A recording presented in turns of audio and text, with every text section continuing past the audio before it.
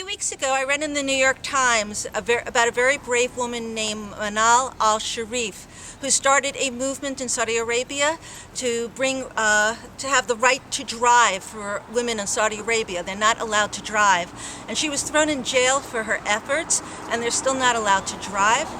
And something we take for granted in this country. Any 17-year-old kid in this country takes that for granted, that right. So we're here today to support the women in Saudi Arabia for their right to drive, and we just want to say don't give up.